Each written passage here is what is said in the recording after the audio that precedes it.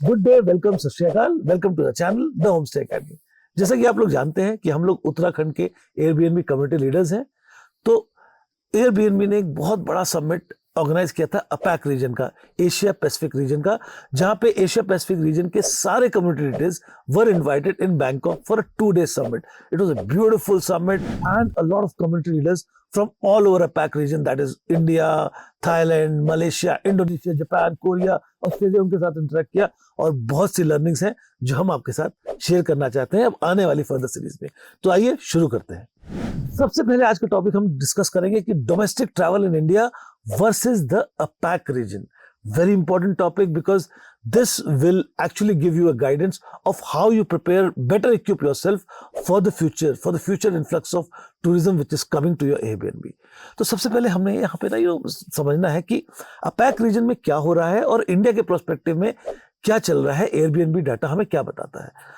तो इसमें जब हम बैठे थे हमने नोटिस किया कि जब डेटा Airbnb ने शेयर किया तो उन्होंने क्लियरली हमको बताया है कि डिफरेंट कंट्रीज में पैक रीजन की, Thailand, Indonesia, Malaysia, Japan, Australia, Korea, यहाँ पे टूरिज्म का ट्रेंड क्या है और इंडिया में क्या है।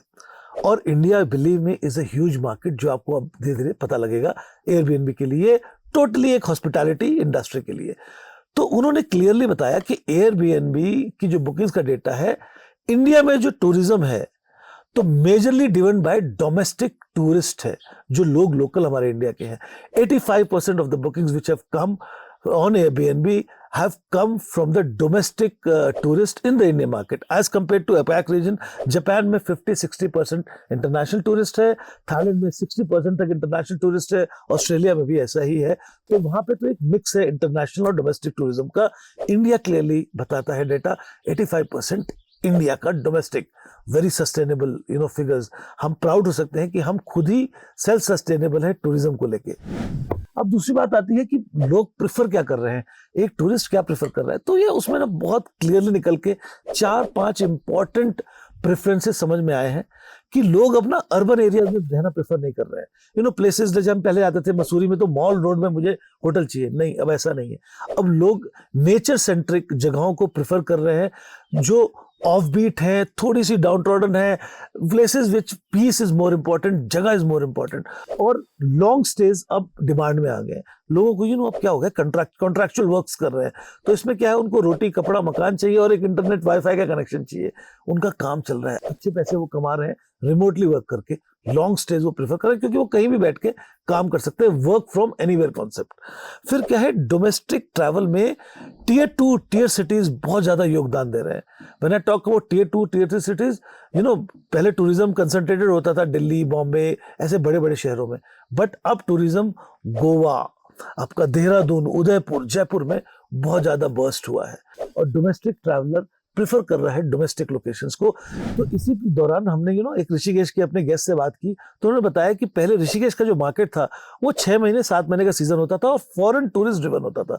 बट आज की डेट में पोस्ट कोविड में एक तो फॉरेन टूरिस्ट पे हम डिपेंडेंट नहीं है एनीमोर, डोमेस्टिक ट्रैवलर बहुत अच्छा आ गया है और सीजन का टाइम पीरियड बढ़ गया है। 8, 9, 10 महीने, मैं कह सकता हूँ ईयर राउंड सीजन हो गया है। अब एक और चीज समझनी है कि किस टूरिस्ट किस तरह से किस ग्रुप में जा रहे हैं।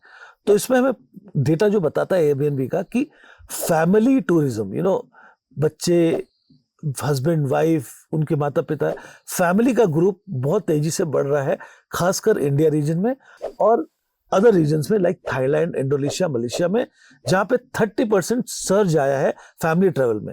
At the same time solo travel रुका नहीं है, सोलो ट्रैवल बढ़ गया है। खाली क्या हुआ है, सोलो ट्रैवलर ने अपनी जगहें बदल ली हैं। पहले वो जो अर्बन स्पॉट्स थे थाईलैंड के, वहां जाते थे। अब 2.6x इंक्रीज हुआ है सोलो ट्रैवल में, जगहें बदल गई हैं। अब वो ऑफ बीट लोकेशंस थाईलैंड की प्रेफर करते हैं जो सोलो ट्रैवलर है। और फैमिली ट्रैवल तो अब हर जगह तेजी से बढ़ रहा है, beat Japan, Korea, Australia, New Zealand, Malaysia, Bali for that से बहुत तेजी से बढ़ रहा है। एक और चीज निकल के आई है बहुत सुंदर इस डेटा से कि what kind of stays are people preferring. तो सर्च अब हो रहा है टोटली टुवर्ड्स, अगर आप रूम प्रोवाइड कर रहे हैं, वही होटल का कॉरिडोर जिसमें कमरे कमरे कमरे कमरे, लोग अब इस तरह की प्रेफरेंस अवॉइड कर रहे हैं। अब वो लोग चाह रहे हैं कि मेरे लिए ये तो एक तो मेरा पर्सनलाइज्ड स्टे हो जाए, पहली चीज, भले एक कमरा हो लेकिन पर्सनलाइज्ड फील आए, दूसरा नेचर सेंट्रिक हो, और तीसरा क्या है कि it is more of a जहां मैं रूरल एंगेजमेंट कर सकूं, कुछ एक्सपीरियंस कर सकूं, that has become more relevant now. तो एक्सपीरियंस पे आपको बहुत ज्यादा ध्यान देना है।